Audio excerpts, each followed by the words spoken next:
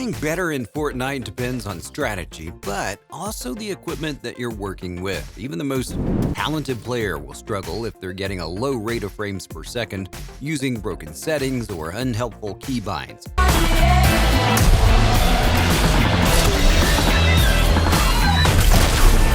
Improving your frames per second in Fortnite can elevate your play.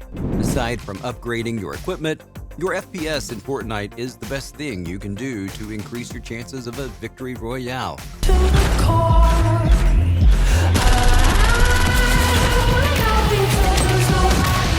Most pro players in any game have one big advantage. They're using settings and equipment that allow them to get the highest frames per second possible.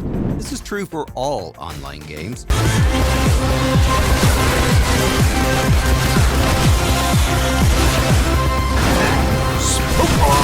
Popular pros in Fortnite use specialized keybinds and settings to suit how they play, but it's also how to get the best frames per second in Fortnite as possible. You can upgrade your keyboard or monitor or even optimize for Mac to make Fortnite get a better frame rate. However, even the most basic equipment is capable of higher FPS in Fortnite than most players use it for. There are some things you can do to improve your FPS. There are a few different methods, and some are easier than others. If you run through as many of these as you can, you should start achieving a higher rate of frames per second in Fortnite. So, upgrade your graphics card. It only makes sense that you want the beefiest GPU you can get your hands on. After all, it's doing most of the heavy lifting when it comes to processing games and generating images. Anything above an NVIDIA GTX 1660 should easily get Fortnite up to a perfectly respectable 144 FPS. This is the most direct and effective way to raise your FPS, but unfortunately, it's also the most expensive. GPUs have always been the priciest component in a good gaming PC. Professional tech reviewers often recommend that builders allocate 50% of their budget to graphics, but they're even more expensive now due to recent events with the pandemics and Bitcoin, oh my. An upgrade may be the only path forward for some systems, but before you shell out hundreds, there are a handful of other paths to give you a little extra push without the price tag. So you could try overclocking.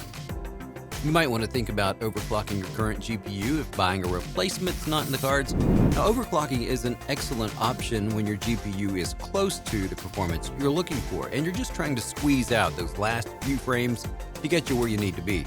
It is a lot safer than it used to be, though you should know that it will still void a product's warranty in most cases.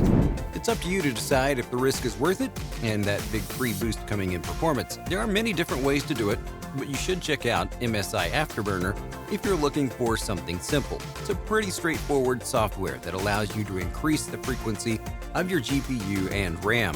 This gives them the juice they need to work harder and pump out those sweet, sweet frames. Update your software. Well, this one's simple, but it has to be said. Updates exist because they solve problems in the software. Sometimes those problems slow down your FPS, so make sure to update Fortnite, Windows, and your graphics card drivers to their latest versions. It's quick, simple, and it might solve issues you didn't even know you had.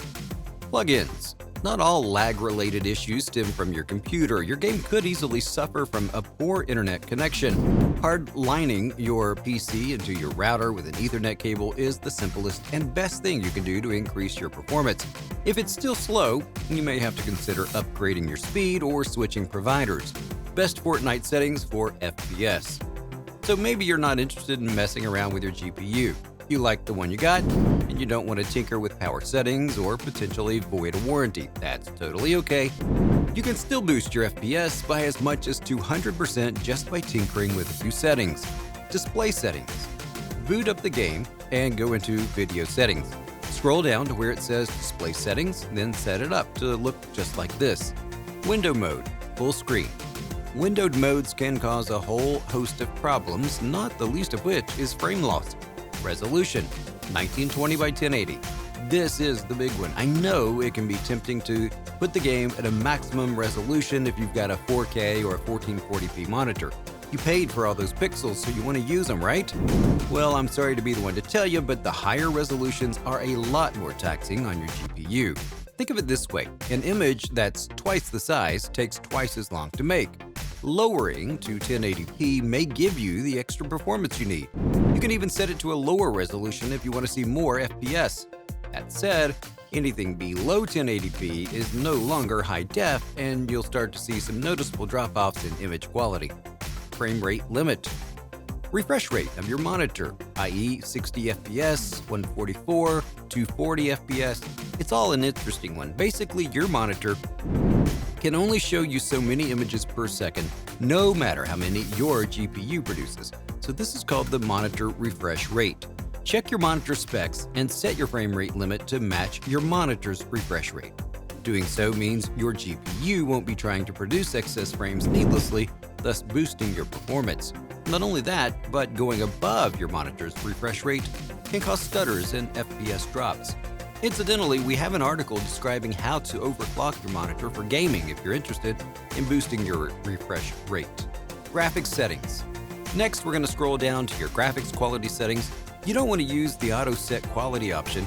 That would optimize your settings based on what Epic thinks is best based on your computer's hardware, not what would give you a competitive advantage. Instead, we're going to do this manually. 3D resolution, 100%. 3D resolution refers to the resolution of the objects in the game. Technically, lowering this would raise your FPS, but that might do more harm than good. It's best to keep it where it's at for now. You can always come back and lower it later. View distance. Epic.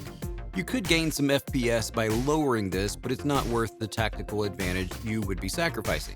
Shadows, off. Now this is a big one. Shadows are one of the most taxing resources that your GPU has to contend with.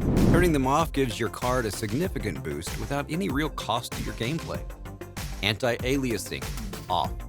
This smooths the edges of 3D objects so that you can't see the pixels.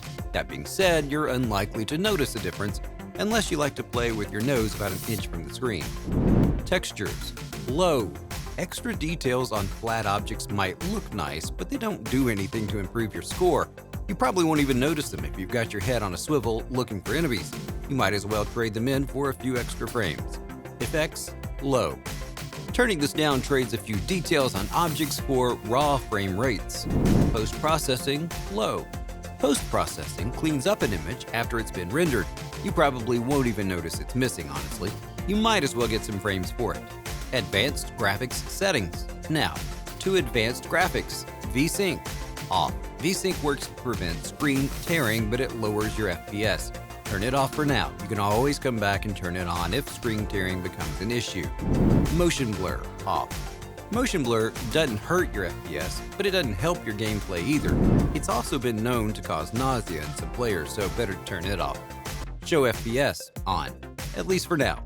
This will be how you monitor your new and improved FPS. You should turn it on for at least a couple of rounds to make sure the numbers are where they need to be. You can always turn it off afterwards if it bothers you. DirectX version, DirectX 11. Now leave this guy alone unless DirectX 11 isn't working well with your system for some reason. Allow multi-threaded rendering, on. Keeping multi-threaded rendering on will relieve a lot of the stress on your processing units unless you've got ancient hardware. Use GPU crash debugging, off. Only turn on this if you're experiencing crashes. Otherwise, it's just taking up processing power. The last step. Alright, there should be a gear icon at the top of the screen. Click that, and then scroll to the bottom section where you're going to turn off record replays. I know, this is a tough one. Who doesn't want evidence of that time you wiped 6 guys in under a minute? I get it, but what if turning it off means you could get 7? How do you increase FPS in Fortnite PS4 and how to increase FPS in Fortnite Xbox One? Our console gaming compatriots, they don't have nearly as many options, though there are a few things you can still do to boost your game. So first, make sure that your system is connected to your internet router via an Ethernet cable instead of Wi-Fi. A hardline connection makes faster speeds and more stability. Then, navigate to Fortnite settings. Make sure the section marked 60 FPS is turned on. Both PlayStation and Xbox cap at 60 FPS, so this will bring the systems to their maximum capacity. How do you increase FPS in Fortnite Nintendo Switch? Well, sadly, Nintendo has an even lower cap, punching in at just 30 FPS. The best and only thing you can do here to improve the FPS on the Switch is to go into the game settings and lower the resolution from 1080p to 720p. This won't raise the FPS above 30, but it will keep it from dipping below that cap. Conclusion. Well, hopefully one of the tips above helped you increase the FPS in Fortnite. If you got questions or suggestions, please leave your comment below.